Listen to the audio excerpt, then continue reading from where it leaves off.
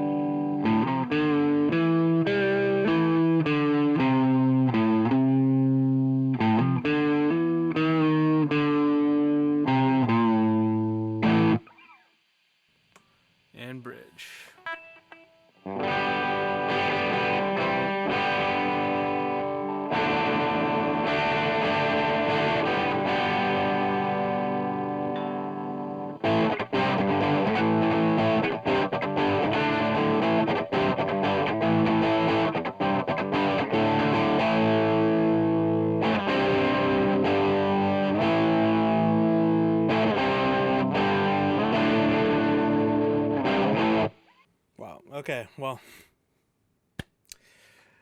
there it is, my Explorer. I made a guitar. I built a guitar. I do have some final thoughts, as I mentioned in my previous video, and I thought now would be a good time to kind of just talk about those a little bit and explain my thought process. I don't know if anybody's noticed, but I didn't seem that excited in the last video, and I still have some conflicting feelings about this build. So I just thought I would talk about that first.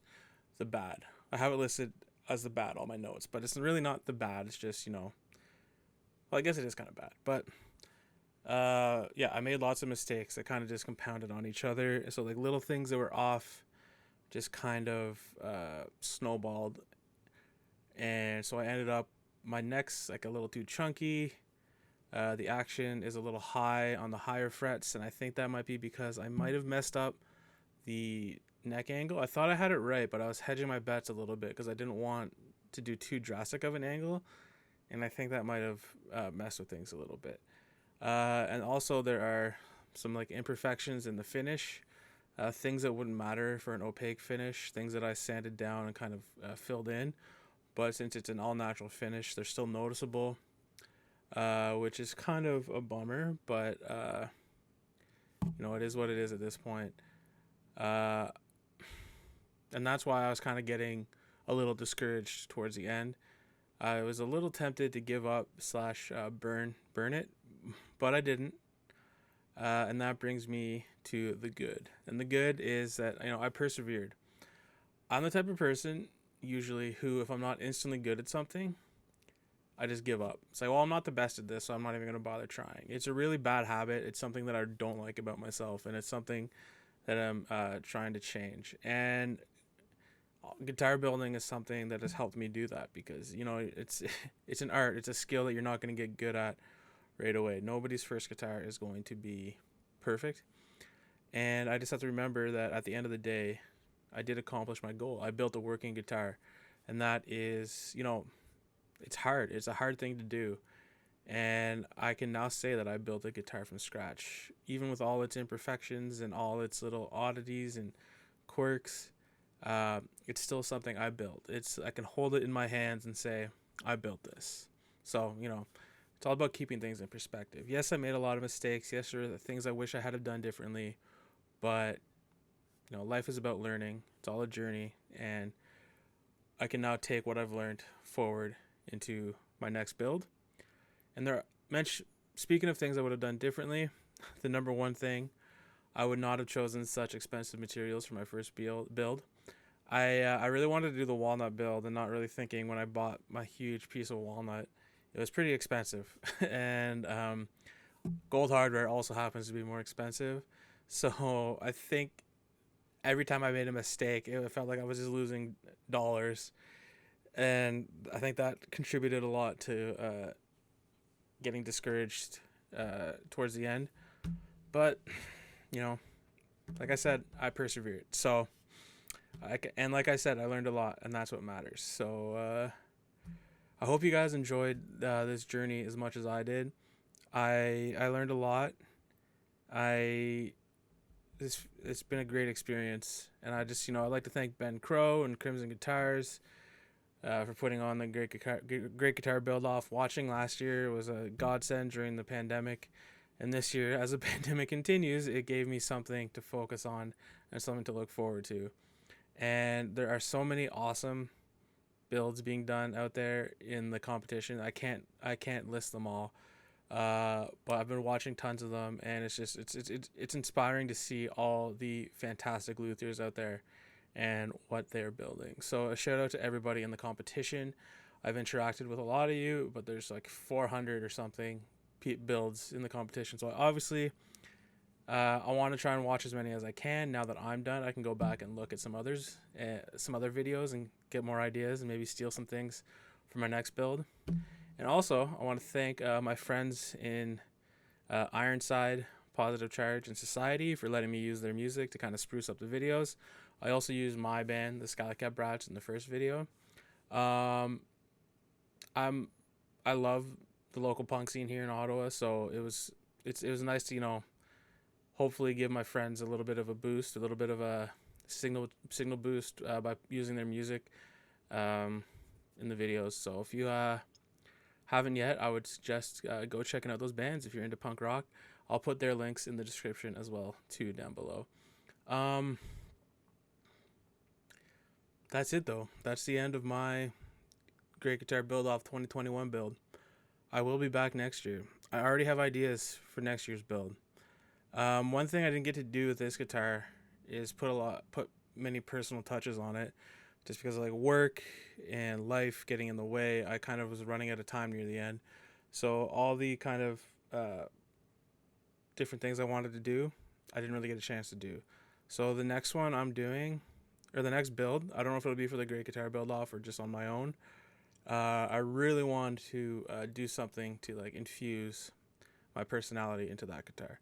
So I don't know if I'm gonna film it. That's one other thing. It's not that I didn't enjoy the videoing process. It's video production is something I do enjoy. It's just I felt like building a guitar for the first time is something you really need to focus on, and having that extra bandwidth to have to think about filming and the time that goes into editing, it kind of, it was taking away energy that I could have been putting into the build. So I still want to do videos going forward, but I don't know what form they're going to take. I might just be like full build videos instead of these like part by part, just kind of like a montage, because again, I'm still starting out, so I'm not going to be teaching anybody anything that other much more qualified YouTubers that already have videos on.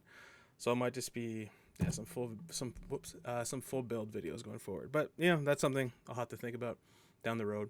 For now, I just want to say thank you, and if you guys are interested in seeing more of me, please hit the subscribe button.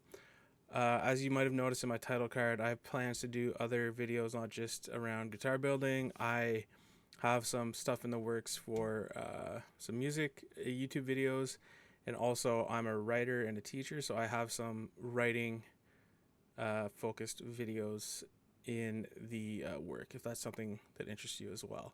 At some point I might split this stuff up into separate channels just to kind of keep it focused, but again, I don't know what I'm doing ever in life, so I'm just kind of flying by the seat of my pants with all this YouTube stuff.